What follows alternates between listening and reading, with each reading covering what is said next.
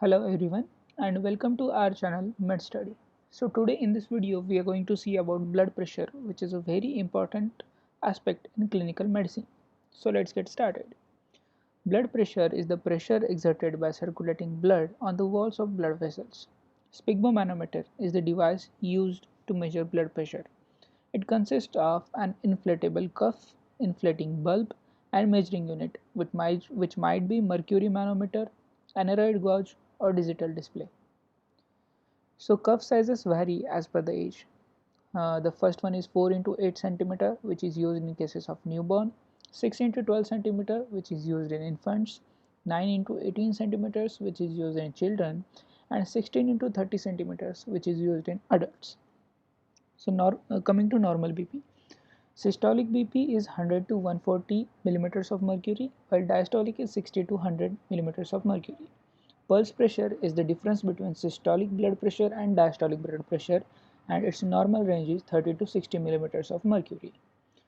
Now, mean arterial pressure is diastolic blood pressure minus one third of pulse pressure, and it is average BP during a cardiac cycle.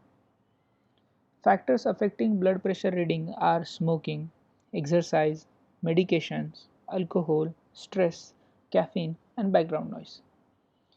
Orthostatic hypotension, postural hypotension, it is when first we have to record BP in supine or sitting position, then make the patient change position from supine or sitting position to standing with cuff still around the arm. After that, we have to record BP after 3 minutes. So, if there is fall in systolic BP of more than 20 millimeters of mercury and fall in diastolic BP of more than 10 millimeters of mercury, it is known as orthostatic hypotension. So now coming to methods of taking blood pressure, the first one is palpatory method, in which we feel the radial pulse. An occlusive cuff is placed on the arm and inflated above the level at which the pulse becomes impalpable. Gradually, we have to deflate it. The level at which the pulse becomes palpable again is taken as systolic pressure. Now coming to auscultatory method for taking BP.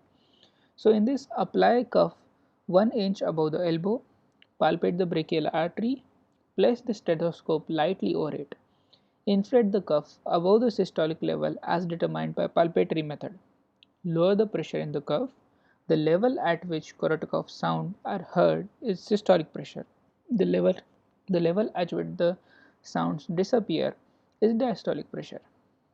Now Korotkoff sound. These are the sounds due to turbulence of blood in vessel when the arterial pressure becomes greater than the cuff pressure. Eventually, the pressure in the cuff no longer provides any resistance to blood flow.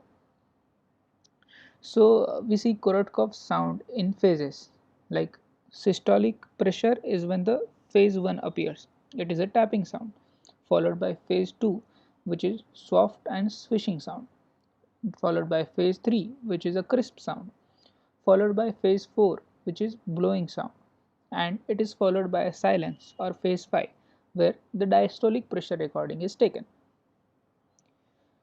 Now, what is auscultatory gap? It is a period of diminished or absent Korotkoff sound during BP measurement. It leads to underestimation of systolic BP and overestimation of diastolic BP. It is seen between phase 2 and phase 3 of Korotkoff sound.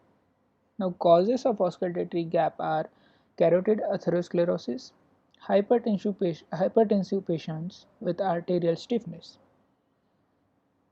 So thank you. That was all about blood pressure.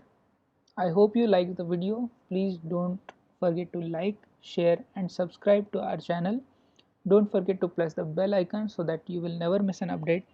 You can reach out to me in comments and even on the given email ID. I'll try to respond to you as soon as possible. Thank you. Happy studying.